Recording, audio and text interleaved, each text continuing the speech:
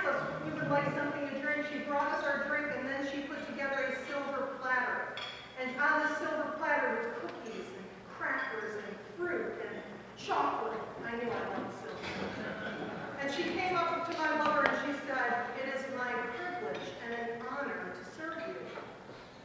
And she went back and she put together an identical tray for me. And she handed it to me and she said, "It is my privilege and an honor to serve you."